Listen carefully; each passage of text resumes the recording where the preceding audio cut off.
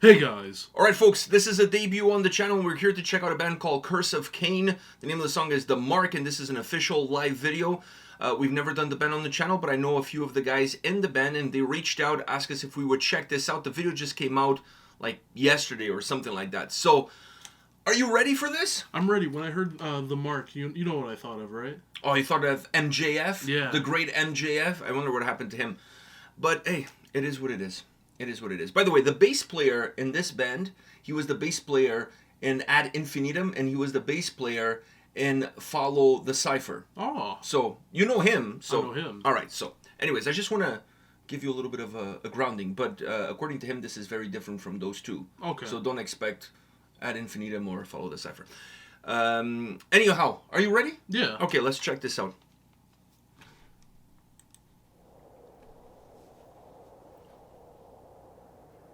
You know when I think of Cain, I think of Abel.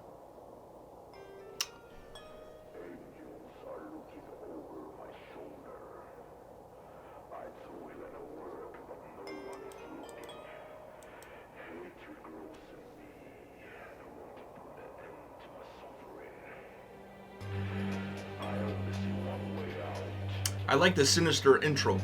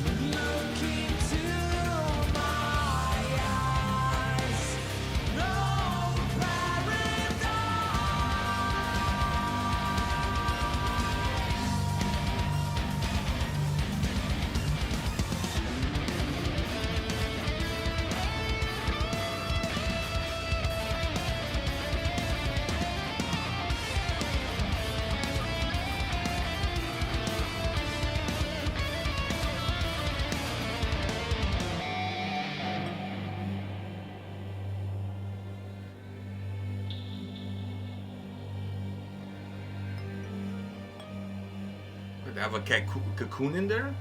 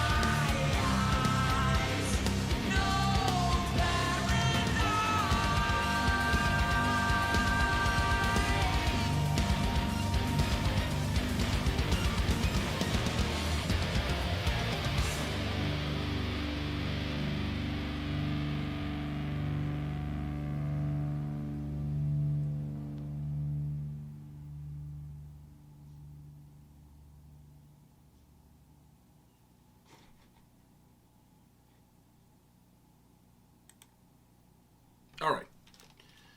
What do you think? I was going to ask you what you thought. I actually digged it. I digged it, but... Let me see. Okay, so let me start off, and then I'll get your feedback. First thing, I like that. I like that riff. That melody is really cool. It's really cool. I really like that. That's a really cool melody. It's really catchy. It's memorable. It blends well with the synths. So I really like that aspect of it. The other thing that I really liked was the fact that they had not only have a singer who can do the clean vocals really well, but can also throw in some harsh vocals. That was nice. And then to addition to that, you have some female vocals as well to come in the background as a backing vocalist. So there's a lot to digest vocally, but I thought they could have done more with the song vocally considering what they had. And I think they were a little bit safe, in my opinion. Yeah, but that's not only it, though. Vocally, at least. Vocally, the song was very weird. Did you find? It felt very weird. I don't know if it was just me, but this whole video, I don't know if it's from a live performance or something. Yeah, they recorded live. It's just they made a performance recorded live. They made a performance because it looked like a music video, but it was live. Exactly. Which was very confused. It was very confusing. It's a music video that's recorded live. Okay, but if you're gonna do one, just do one. Like, if you're gonna have a live video, make it one of your live videos that because now it just looks like someone took this from like one of those COVID performances. We're not in the Stone Ages anymore. You don't know when the video was made. Maybe it was shot during that time. I mean, only now the doors have opened recently. If you're gonna, we got our dicks out. If you're gonna have a live video, at least do it live. If you're gonna do a music video and have those things where they're in the background with the smoke and stuff, just do a music video and have it. You feel like this is kind of pregnant. This was very kind of pregnant. Okay. Because fair enough. Because the vocals, I was at a time I'm like, is this supposed to be like a music video? But then there was some angles where it was like, no, this looks like a live video, but the people in the crowd are just like... Part of the video. But then it went to that section where she was just with somebody and they were by themselves and there was like smoke. And I'm like, why would they put that in the live video? So it's like a lot of confusion that didn't have to be there. And... it could have been streamlined. It could have been, yeah. And okay. You could start telling that it is live due to the vocals, which I'll give them a lot of credit. If, those are the live vocals, really, really good. Because a lot of vocalists, they lose a little bit of that edge live. Obviously, you can do it a lot of times while you're in studio.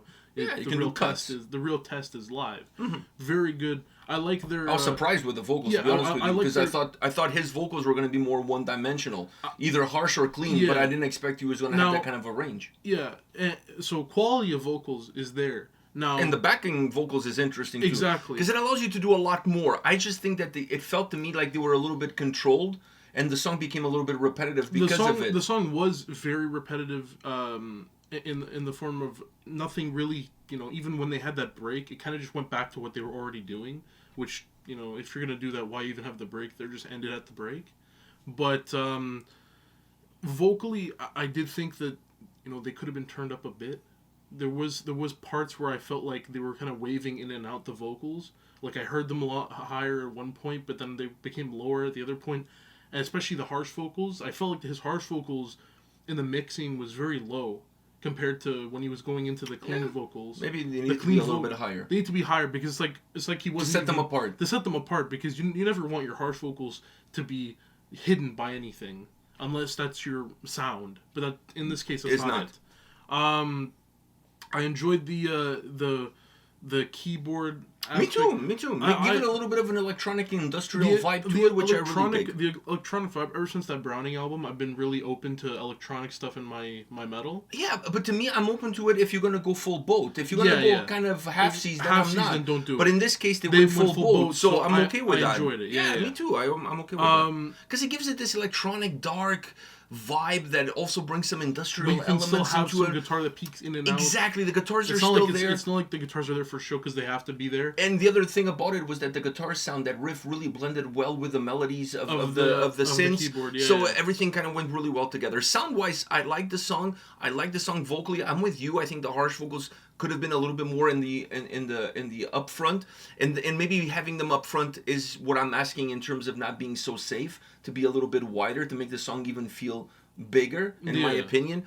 A little bit repetitive. I didn't mind the repetition of that melody because that melody was really good, but I think if they changed things a little bit vocally, it would make the song feel more dynamic and maybe not as repetitive. The way the song was going, it was, from start to finish, it was what it was. What you got in the first 4 minutes is what you got in the rest of the song. What you got in the first 2 minutes is what you got in the 2 minutes.